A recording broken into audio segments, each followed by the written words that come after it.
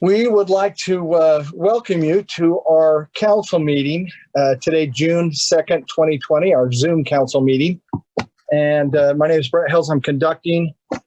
And I'm going to read a statement real quick regarding doing our meeting here on the internet through Zoom. We're glad to have you viewing our proceedings. For the benefit of those who have just joined us, I wanted to provide a short explanation. Because of the current health pandemic, and in order to comply with the governor's directive to stay safe, stay home, and the public health order issued by the county health department and county mayor, we have determined that an in-person meeting, including attendance by the public and the council, is not practical or prudent. Therefore, this meeting is being held remotely through electronic means. Each person is participating from a separate location.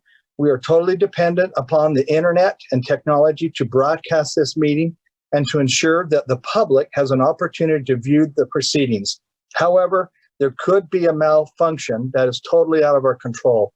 We don't expect any issues, but wanted to make you aware of that possibility.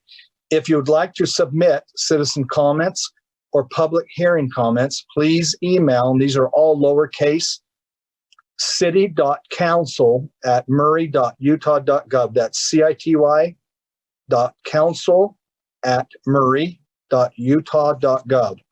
And they should be less than 3 minutes, 3 minutes or less.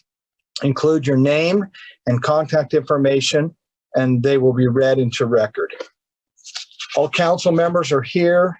Welcome, council members, department heads, Mayor Camp and GL and Chief and everyone that's here. Thanks for being here. So we'll begin by I've asked Patty Johnson, and Patty is part of our council office, and I've asked if Patty would please recite the Pledge of Allegiance.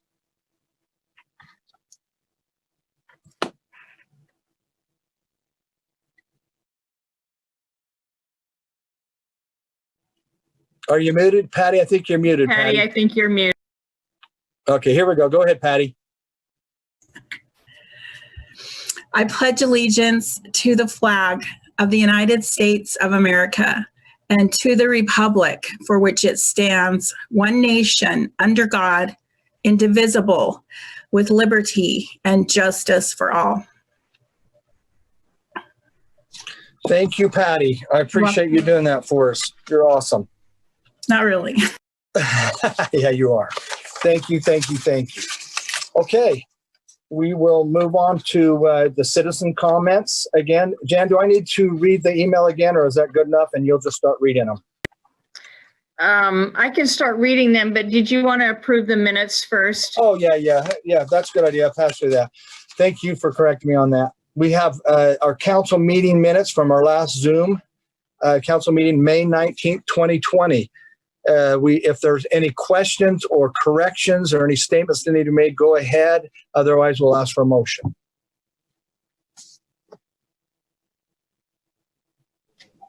I'll make a motion to approve the council minutes. I'll second. Okay, Jennifer, for the council meetings of May 19, 2020. Ms. Martinez? Aye. Mr. Cox? Aye. Ms. Dominguez? Aye. Ms. Turner? Aye. Mr. House? Aye. Thank you, Jennifer.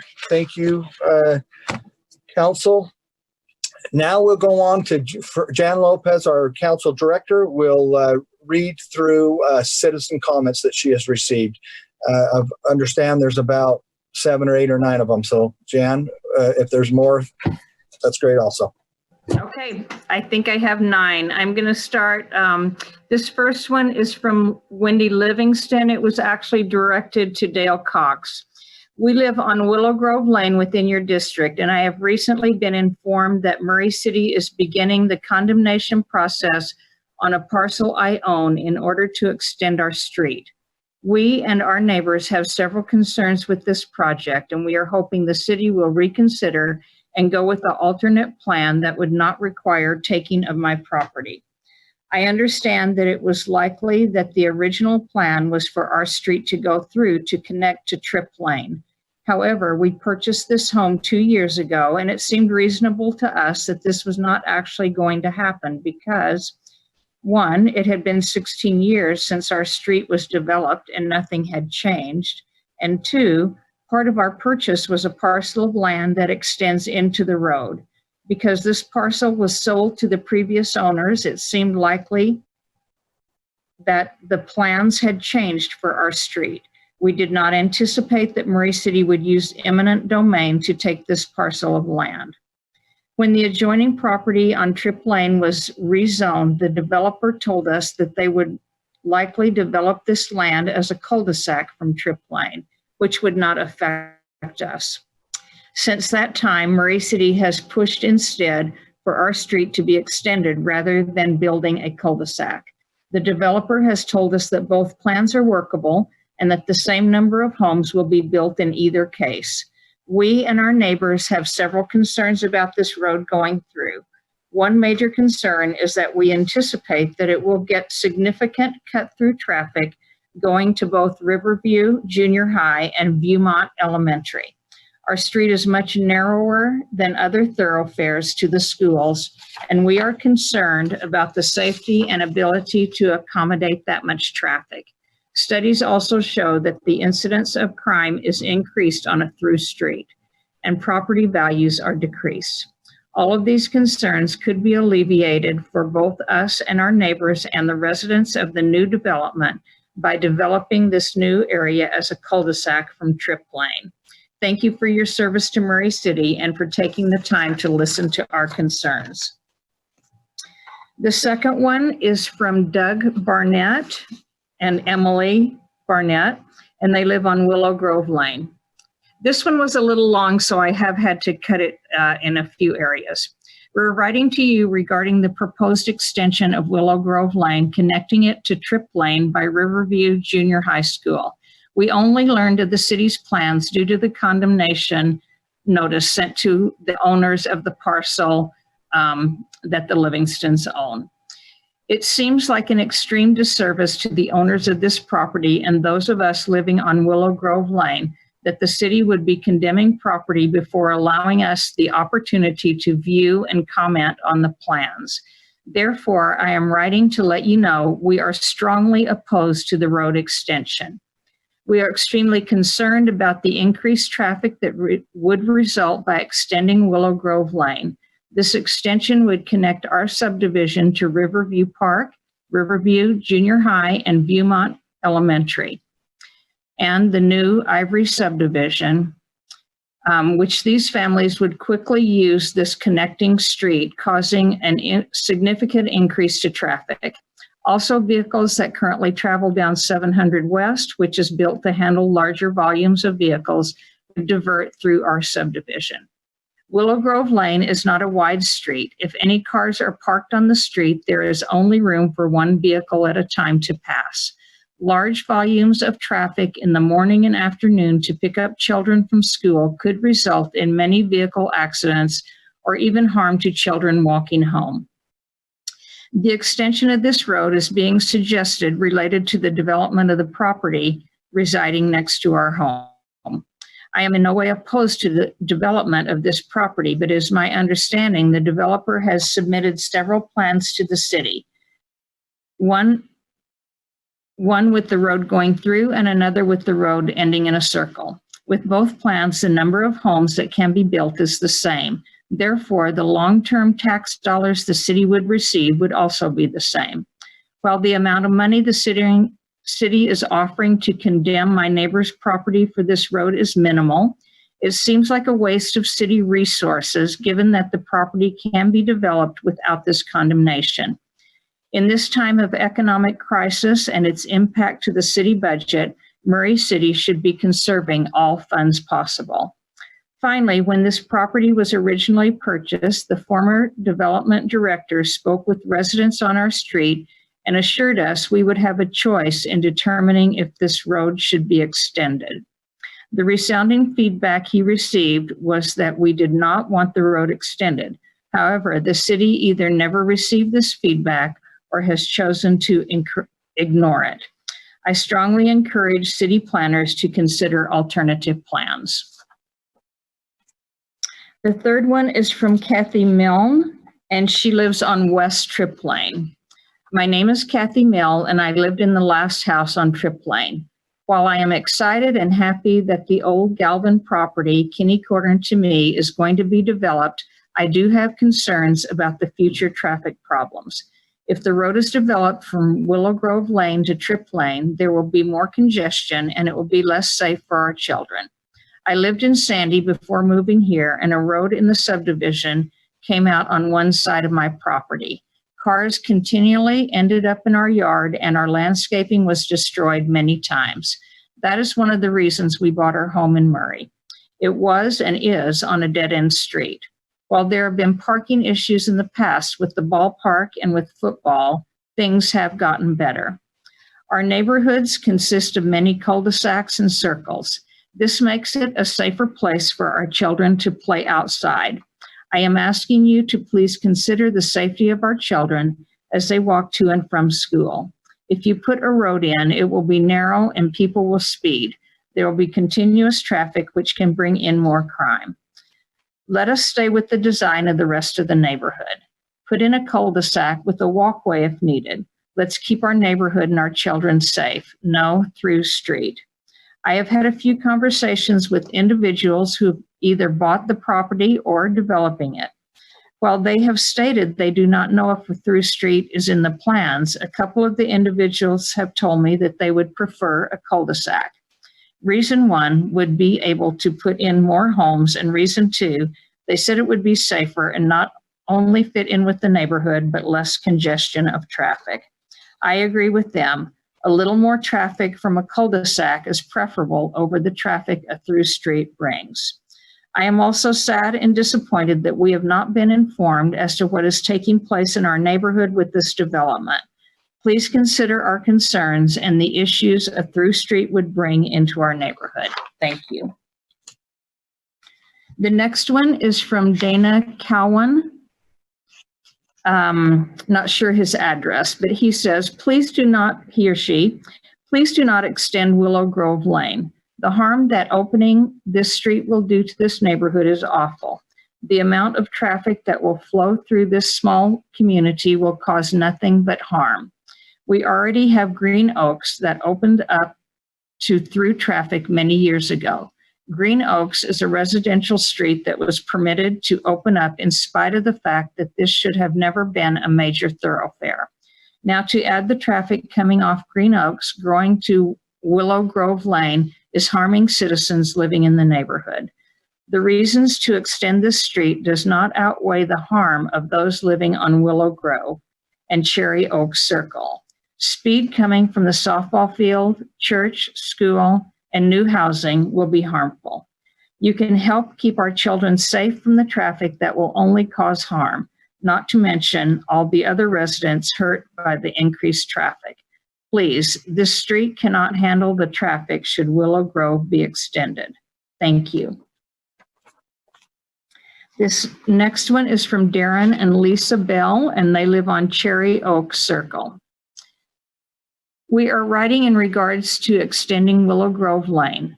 We live on Cherry Oak Circle and are against this extension. We feel this will cause a huge amount of additional traffic and make our small area a thoroughfare for others. We have children that live here and play outside, and additional traffic will make our small neighborhood less safe. When we built our homes, one of the benefits was less traffic and was never meant for large amounts of travel as Green Oaks Drive was intended for. Please do not extend this road. People have access to the schools and park through the walkway, so the road is unnecessary. Thank you. This is from Scott Hales. I don't have an address. I have been made aware that the City Council will be reviewing an application to extend Willow Grove Lane and connect it to Tripp Lane for a proposed residential subdivision. I could not find this item on the City Council agenda and am disappointed that the residents affected by this proposal were not given notice to be able to adequately give our input on this matter. My family and I have lived at 820 Tripp Lane for over 20 years. We love our home and the neighborhood. However, due to the width of Tripp Lane, traffic volumes, speeds have been very challenging at various times and days of the week. I'm very concerned if Willow Grove Lane is connected to Tripp Lane, this will only become more challenging for all that live, not only on Tripp Lane, but Willow Grove and Green Oaks. Our home is situated on the corner of 800 West and Tripp Lane. Although there is a stop sign on the corner, most vehicles traveling south to drop off their children at Riverview Junior High School treat it as a roll-through. I cannot tell you the number of times I have almost been hit leaving my home to drive to work. There have been numerous occasions when emergency vehicles could not get down the street due to illegally parked vehicles. When a child was hurt at one of the many sporting events held at Riverview, the softball complex on Tripp Lane, or at the corner soccer fields at Viewmont. While the south side of Tripp Lane is painted red to prevent parking, the same is not the case from 800 West. Thus, whenever there is an activity at Riverview, cars park on both sides of the street, making it nearly impossible to access our homes. There have been numerous times when others have even parked in our driveway due to the lack of adequate parking. I request that if the City Council approves this connection of Willow Lane and Tripp, that they will also require that Tripp Lane be widened to more adequately handle the increased traffic and provide more parking. This is from Kevin and Stephanie O'Brien, and they live on Cherry Oak Circle. We are writing to express our dire concerns of extending Willow Grove Lane. We live in the Go Construction homes built in 2008. As we know, there are pros and cons from different neighborhoods to making Willow Grove a through street to Tripp Lane. For children off Green Oaks and down Walden Ridge Road, this is a main walkway for the neighborhood to get to both Riverview and Viewmont. We are quite sure residents of the new developments near Ivory would choose this pass by car opposed to going on the main road of 700 West or up Bullion, as those are congested. We believe this will be a huge mistake, causing much automotive traffic, putting people at risk walking and biking. We would need crossing guards to ensure safety as they do on Bullion. Of other importance, in comparison to Tripp Lane, Willow Lane is lined with homes on both sides of the street, unlike Tripp. It is very narrow, and if any cars are parked in front of the homes on the street, there is not enough room for traffic to be safe. Even more dangerous during the winter season when snowplows have pushed banks of snow up, reducing the space even more. Please do not consider a throughway. We do strongly support a more usable, wider walkway for people to more easily get through with bikes, double strollers, wagons for all patrons, including Ivory Homes, which will promote walking to school and community unity. Thank you for your consideration. This next one is from Daniel Scholl and Jill Johnson, and they live on Cherry Oak Circle. My wife and I recently moved from Draper, Utah to escape traffic noise and the constant sound of cars, trucks, and motorcycles that would be similar if Willow Grove Lane was allowed to be extended into the Murray Park area. This proposed road extension would also be of a major concern to the safety of the park and ballpark users, with the constant overparking and crowding of parked automobiles along both sides of the proposed street and on the existing street and in the existing quiet residential neighborhood. Children need the protection of a dead-end street when their minds are more interested in the game than they are driveways. We just don't think Murray City wants to risk extending Willow Grove, a rather narrow subdivision street, for the use of more houses when that street will be so close to the existing park and ball field. Let it remain as is. And this final comment comes from Jim Livingston, who lives on Willow Grove Lane. I am writing in regards to the Trip Lane development by NeighborWorks Salt Lake. Murray City has recently informed us that they are in the process of condemning a parcel of property that I own so that they can extend my street to connect with Trip Lane as part of the development of this property. We purchased our home 2 years ago because we love this nice, quiet neighborhood. We have loved this close-knit community in our neighborhood, and if the street is turned into a through street, much of the spirit of this neighborhood would be lost. Extending Willow Grove Lane would lead directly to two schools, Viewmont and Riverview, with a total enrollment of approximately 1,219 students. Our street is much narrower than other thoroughfares to the schools, and it would be difficult to accommodate the significant cut-through traffic we would get on this street if it were extended. Many students walk to school, and this significant traffic would also pose a safety concern for students walking on this narrow residential street. If Murray claims this connecting road is necessary for safety or emergency cases, it stands to reason that the city would have already done so many years ago, as this road has been completed for over 16 years now. The negative impact I anticipate with Willow Grove Lane being extended would also negatively affect the new development.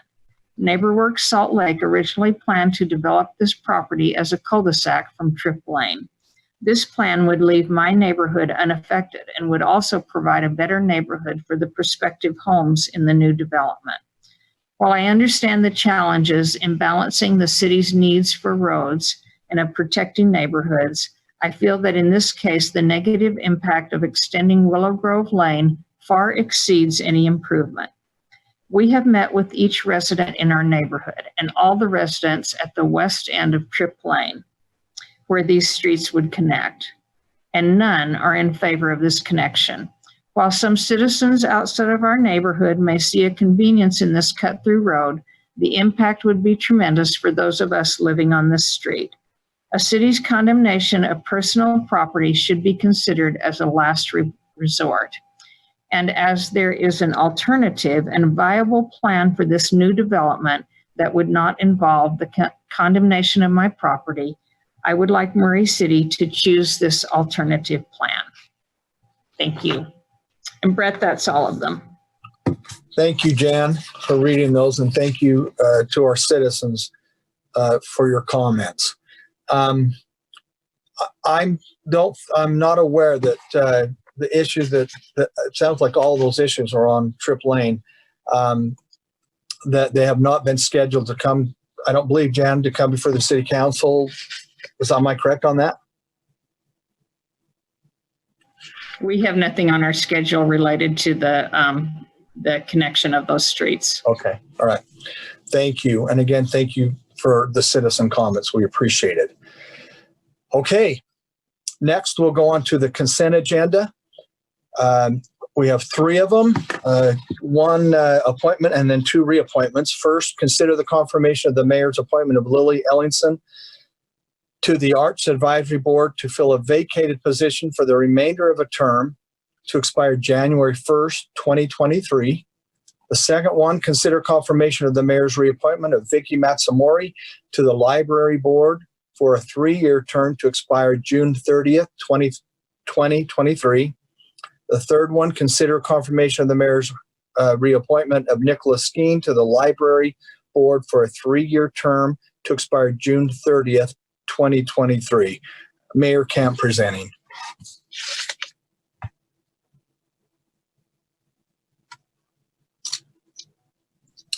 Mayor? Oh, sorry. Yes, I'm here. Sorry. Thank you, Mr. Chair. Tonight, as you mentioned, we have the approval or asking for approval on the consent agenda.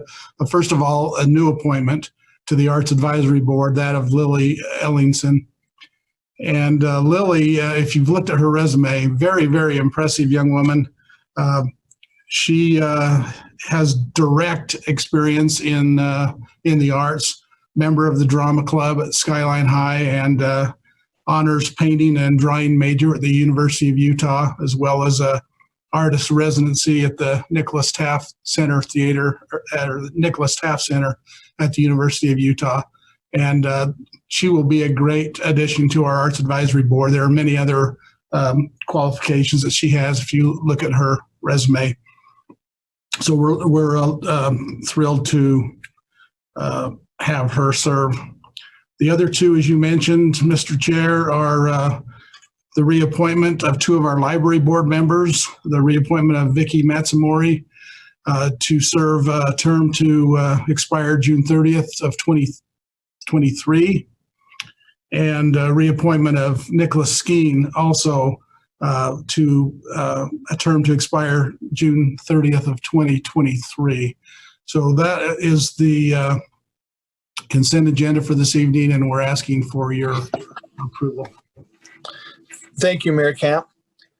Any questions for the mayor on this consent agenda for a couple reappointments and an appointment? No questions? Anyone like to make a motion?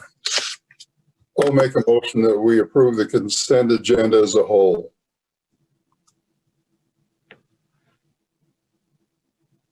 I'll second. Okay, thank you, Dale, and thank you, Diane. Jennifer. Ms. Martinez, Aye. Mr. Cox, Aye. Ms. Dominguez, Aye. Ms. Turner, Aye. Mr. House. Aye. All righty. Thank you very much. Thank you, Mayor, and thanks to those three individuals for their willingness to serve. It's amazing how many of our citizens are willing to serve and very, very, very qualified, as the mayor mentioned. So thank you, and I know I speak for the council and appreciation for that. Okay, thank you again. Next, we'll go on to our first public hearing. The first public hearing, the first two were postponed, I believe, from May 19th? Yeah, May 19th. May 19th, 2020. And so now they're being brought up again. So the first one is to consider an ordinance permanently closing and vacating a portion of 4th Avenue between the proposed Hanover Street alignment and Poplar Street, Murray City, Salt Lake County, state of Utah. And our very own Trey Stokes is presenting. Thanks, Brett. Glad to be here tonight to present these. The Murray Public Works Department is requesting that the City Council consider vacating a portion of 4th Ave between the proposed Hanover Street alignment and Poplar Street. And I have a map that shows this location, so I'm going to share my screen.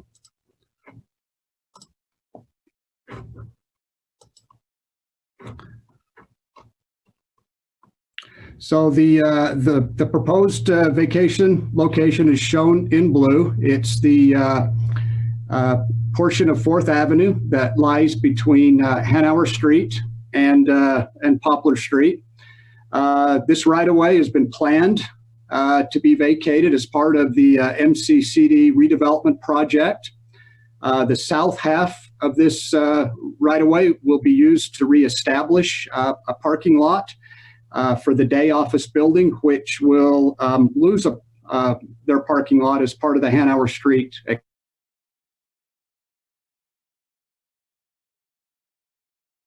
The days will lose the west parking lot, and we'll reestablish that with a portion of the 4th Avenue that's being vacated.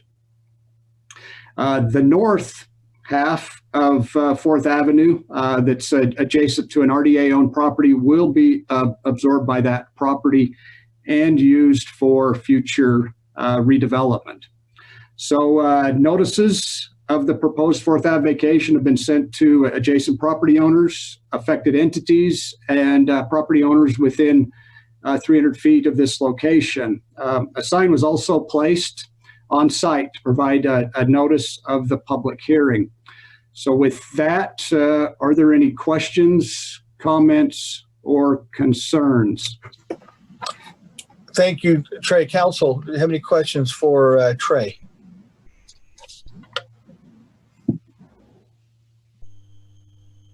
Okay. No questions? Okay. Let's go to citizen comments, public comments. Are there any comments, Jan? Emails? No, there's no comments on this public hearing. Okay. Thank you, Jan. So no questions for Trey and no comments. So we'll bring it back to the council. If you have any questions, let's hear those. If not, let's get a motion.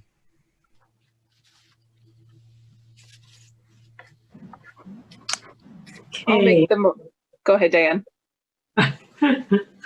I'll move to adopt the ordinance permanently closing and vacating a portion of 4th Avenue between the proposed Hanover Street alignment and Poplar Street, Murray City, Salt Lake County, State of Utah.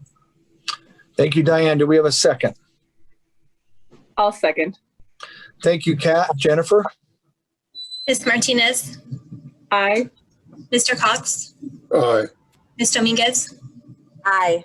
Ms. Turner, Aye. Mr. House. Aye. Thank you, Jennifer. Thank you, Trey. Trey will stay with us on this one.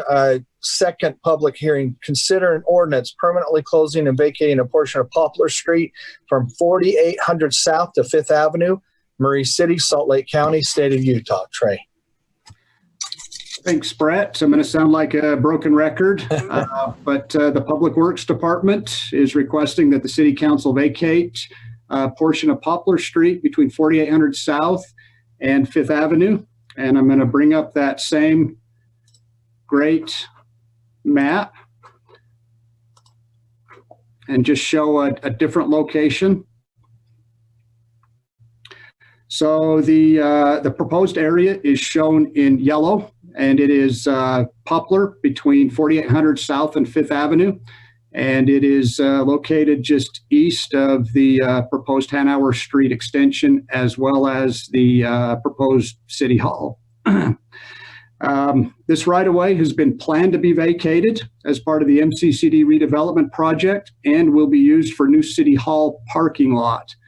If vacated, the property will be evenly split between adjacent property owners, which is Murray City on the west and the redevelopment agency of Murray City on the east.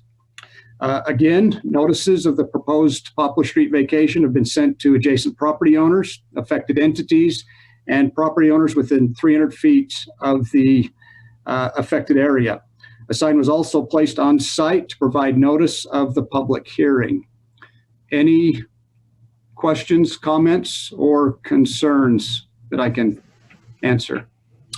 We'll bring it back to the council. Thanks, Trey. Any questions or concerns for Trey?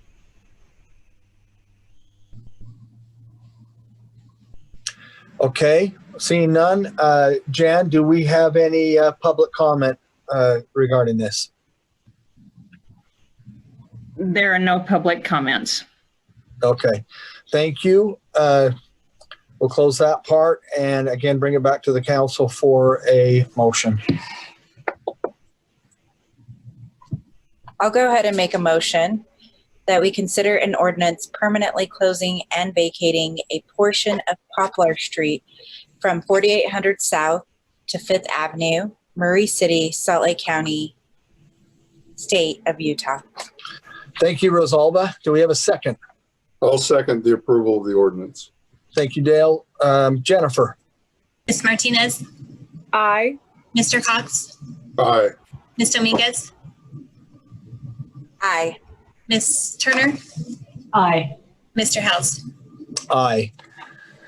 Thanks, Jennifer. And thanks, Trey. We appreciate that. We'll move on to public hearing number 3. Consider an ordinance adopting the transfer of monies from the enterprise funds to other city funds. Brenda Moore, our finance director, presenting. Welcome, Brenda. Thank you. The public hearing is to go over the transfer of monies from the enterprise funds to the general fund. And let me share my screen. There we go. And I just have a quick PowerPoint for you. Can you see that, Brett? Can you see my screen? Yes. Okay, thank you. I'm never sure. Well, I'm trying to say yes, and I was hitting every wrong button in the world. So yes. Okay, so we're also going to talk about the administrative cost allocation as part of this.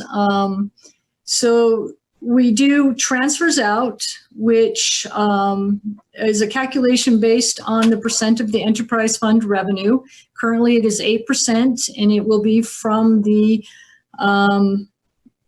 water fund, the wastewater fund, and the power fund.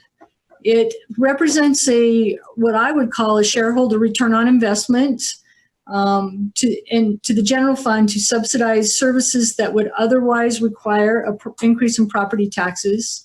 And it is contributing approximately 9% of the general fund revenue in the current year's budget. The administrative cost allocation is calculated based on a percentage of actual administrative services costs. It pays for centralized administrative and professional services, including council, legislative, legal, finance, IT, and human resources. The estimated cost to the enterprise funds is $3.5 million in the current year's, the fiscal year 2021 budget. A transfer to the general fund is the movement of cash or other resources from one fund to the other. Its purpose for the enterprise funds is private sector utility companies are in business to provide a return on investment to shareholders. Murray City shareholders, its taxpayers and citizens, receive this return on investment as a transfer to the general fund intended to subsidize services which would otherwise require property taxes. It's calculated on 8% of the budgeted revenues in water, wastewater, and power. And the transfer from the solid waste fund has been stopped in this proposed budget. There's just a quick graphic of which funds we are transferring. They're user-free revenue, water fund, wastewater, and power. Because power has the largest revenues, of course, it has the largest transfer. And then the graph right here with the misspelled transfer for the solid waste fund shows in the dark green is the percentage of the revenues that will be transferred out. So just kind of give you a graphic of their total revenues and how much would be leaving. The administrative services allocation, the legislation requires a cost accounting breakdown of how the money of the enterprise fund is being used to cover our administrative and overhead costs. Our transfers or our services allocation is supported by a cost study performed in 2012. It has been modified over the years based on how some of our departments have changed. The departments considered and are allocated are the council, the mayor, finance, utility billing, human resources, the city attorney, city treasurer, recorder's office, IT, and GIS. So the graph here are the administrative services costs in total before allocation, and then the graph on the right here on the other side is how much is going to which department. So the general fund keeps 51.7% of its costs. The power fund does 19.6%, and the library is the lowest at 1.3%. Has costs allocated to them. And here's a graphic of the administrative services allocation and where it is going. By far, you can see the general fund keeps the most. And then just as a quick summary, where our money comes from in the general fund, this 9% right here, it is the transfer coming in, and sales tax is the big 36%. Property tax is 19%. The other I'm not even sure what this 8% is. I think that's fines and forfeitures. The colors are a little odd for me. Okay. And then where it's going in the general fund, 19% is fire. Police is this 29% over here. 16% is going for Parks and Rec. This 9% right here is our transfer out that is going to the CIP fund to support some transportation and our capital projects. So it's almost a 1-for-1. It doesn't have to be, but that's just the way it worked out this year. So that is the end of my presentation. Does anybody have any questions before they open the public hearing? Thanks, Brenda. Any questions for Brent or Brenda, council? Nope. Okay. Thank you, Brenda. Thank We you. appreciate that. Okay. With no questions, and we will ask for a motion. Did you open that for? Brad, Oh, It is- sorry. Yeah. Public. it yeah, is yeah, I a knew that. public hearing, but I don't have any citizen Yeah, well, comments let on me that. ask that anyway. I'll be Okay. formal. I knew to ask that. See, I forgot that because I knew there weren't any, but I kept thinking to myself, ask that question. Jan, you've already answered. No public comments, correct? I can't see a none, but I'll. That's correct. Okay, thanks.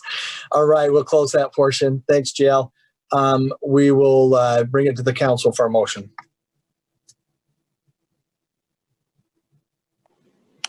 Okay, Brett, I will move to adopt the ordinance adopting the transfer of monies from enterprise funds to other city funds as indicated by Brenda.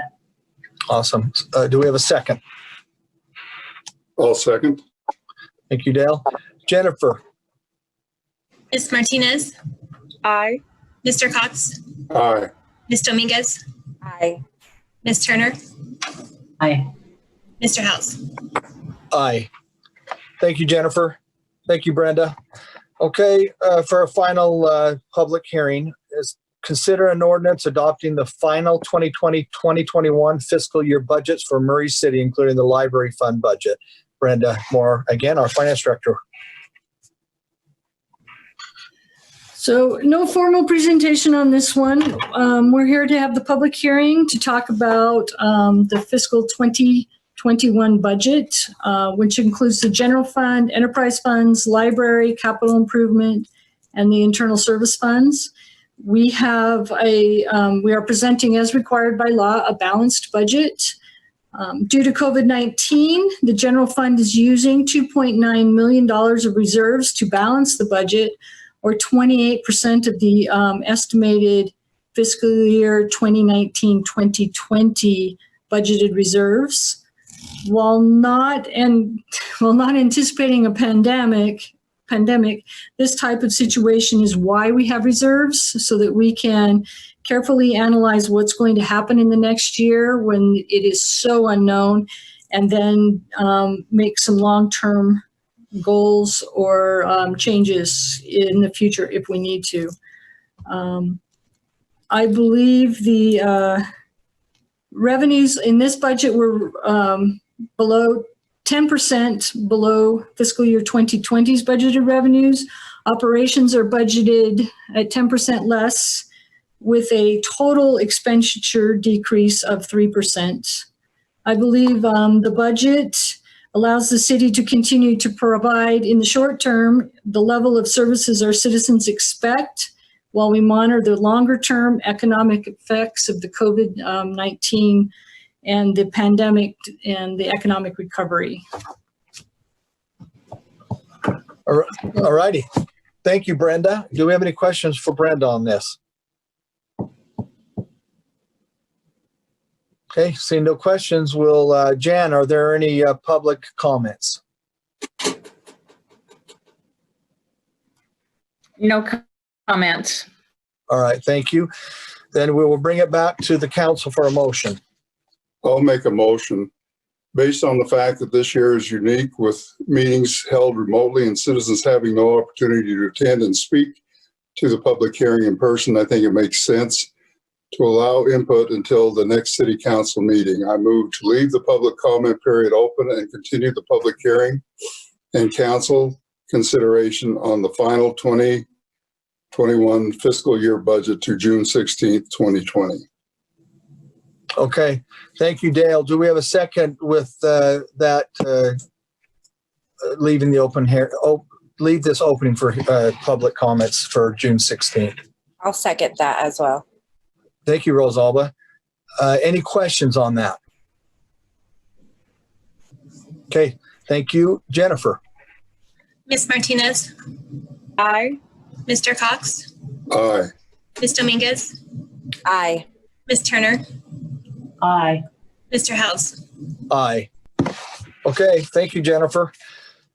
We have two business items. Our first business item is consider resolution approving an interlocal cooperation agreement between Murray City and the Salt Lake County relating to animal control services, presented by our police chief, Craig Burnett. Welcome, Chief. Thank you. We've come to the end of our agreement with West Jordan, who's been providing animal services for us.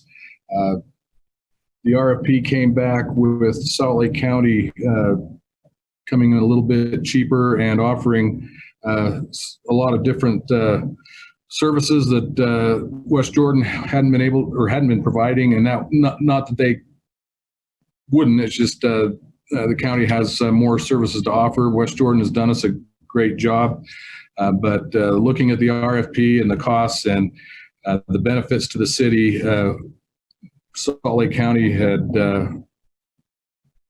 been awarded the RFP, and now we're presenting it to you for your approval. We would then begin the process of having Salt Lake County take over July 1st with our animal control services. Okay, thank you, Craig. Any questions for Chief Burnett? No, thanks for providing that also in the committee of the whole. Right, Diane? Diane's always good to to make sure that we know that we have heard more about this in a previous meeting. So thank you. If there's no questions for Craig, then I'll ask for a motion.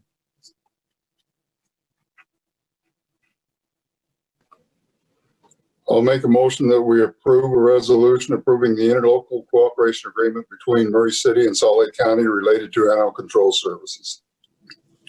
I'll second. Thank you. Jennifer? Ms. Martinez, Aye. Mr. Cox, Aye. Ms. Dominguez, Aye. Ms. Turner, Aye. Mr. House. Aye. Thank you, Jennifer.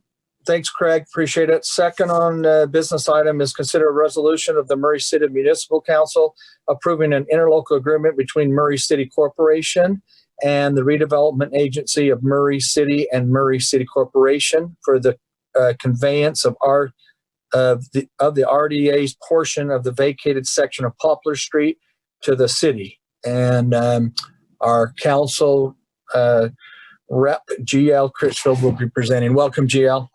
Thank you, Brett. Appreciate it. So at the May 19th RDA meeting, sitting as the RDA board, you approved the RDA portion of this agreement. This is the city council portion of the agreement. And this relates to public hearing number 2, vacating a portion of Poplar Street. Now that you voted to vacate that, the process will be that we'll take the ordinance once it's signed and take it to the county recorder's office where it will be recorded. And that's when the county will divide the property between the RDA and the city. This agreement allows the RDA to transfer its portion of that Poplar Street to the city, which is required for us to be able to use that portion with the bonds. So bond monies will be expended to help build that parking lot, and that's why this is necessary. So you've approved one half as the RDA board. Now we're asking you to approve the other half as the city council. If you have any questions, I'd be happy to answer those. Any questions for, thank you, JL. Any questions for JL on this? No questions. So you got it easy, JL. All right. If there's no questions, we'll bring it back to the council for a motion.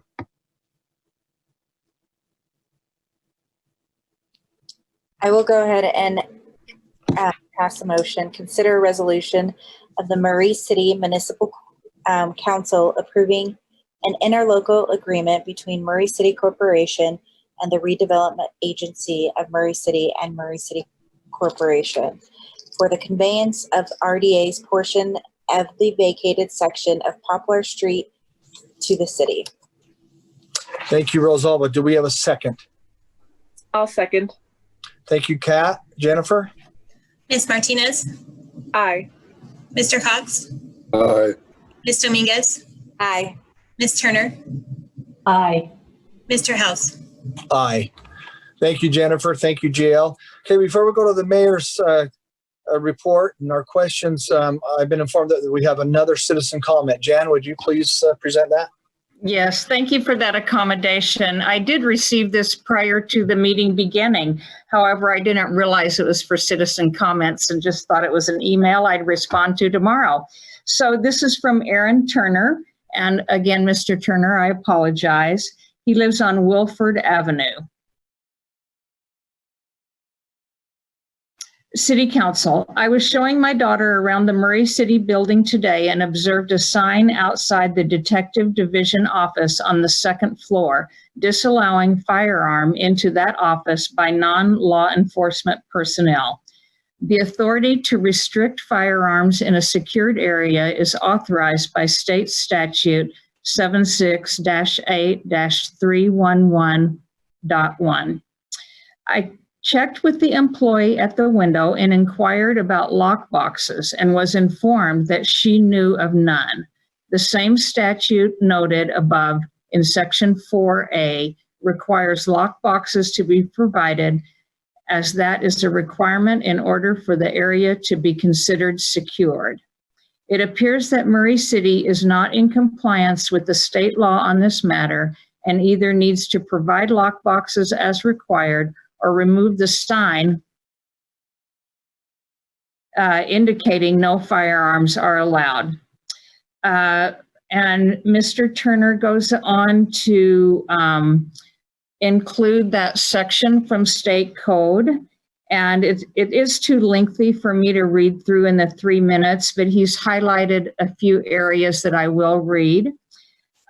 Secure area means any area into which certain persons are restricted from transporting any firearm, ammunition, dangerous weapon, or explosive. A secure area may not include any area normally accessible to the public.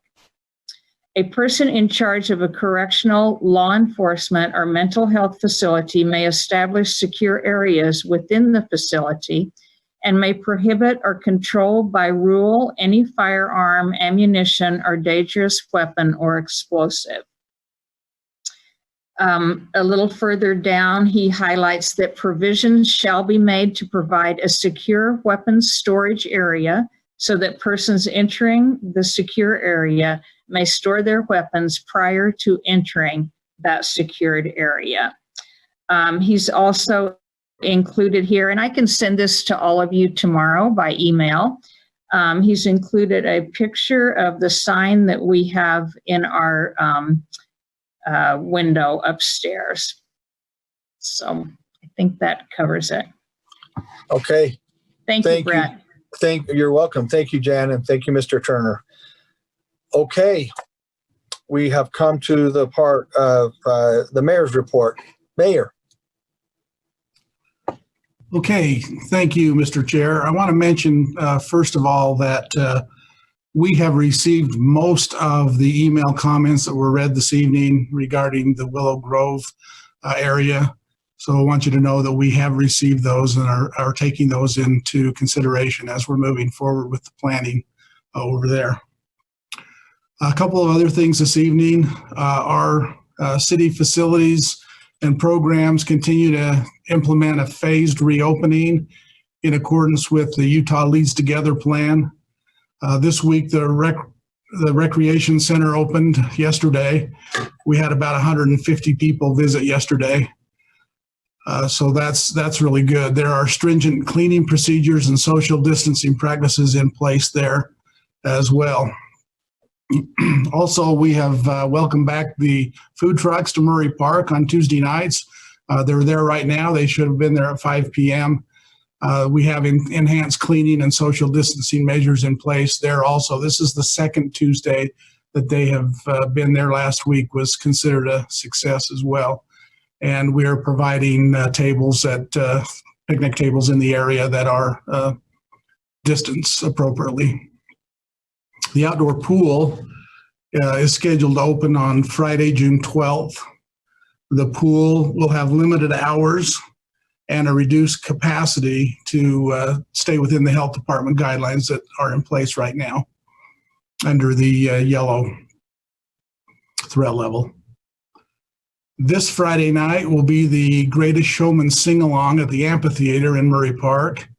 However, if you'd like to attend, you must pre-register on the recreation website, which is found on the city website, the Parks and Recreation page.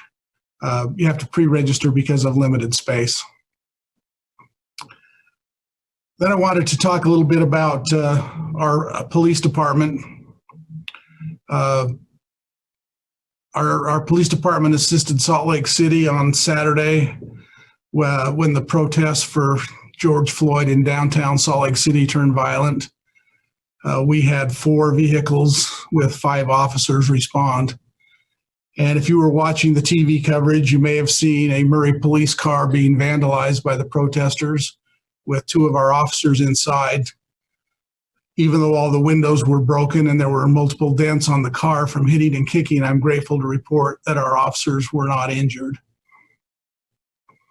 Yesterday, we became aware of a peaceful protest that was scheduled to take place last evening on the I-215 overpass on State Street.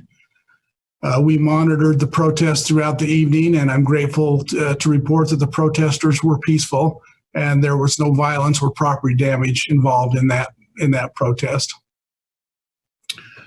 Going back to Saturday evening, as I watched the news coverage of the Salt Lake City riot nonstop from about 4 o'clock until the coverage ended around 11 p.m., I personally experienced many emotions. I watched in shock and disbelief as we witnessed the blatant disregard and disrespect for civilization that was on display. The senseless attacks on other humans and the destruction of property by people who were supposedly protesting against violence was frankly sickening to me. But as I watched the events unfold, I couldn't help but be so impressed with the police officers, especially those on the front lines, and the extraordinary restraint that they showed. They were assaulted, verbally abused, spit on, hit with rocks, hit with bottles and other objects, taunted, flipped off, and mooned. Yet their professional cool, individually and collectively, was kept. They kept their cool. And I was also impressed as reporters showed injured protesters being helped by the police, who they were there to protest against, who provided medical assistance to them. And I was impressed by that. In my opinion, the police were a class act under difficult circumstances, even with the criticism they received from other so-called experts for their technical strategy. I admire their professionalism, and I applaud our police department and all the involved police agencies for their professionalism during this volatile and dangerous event. During this meeting, I've been in contact with Chief Burnett, and for your information, have authorized the deployment of 9 Murray police officers again this evening at the request of Salt Lake City to stage for another protest that is happening at Washington Square. So our thoughts go with them this evening. And that is my report. Thank you, Mayor. We appreciate that report. Questions for the mayor?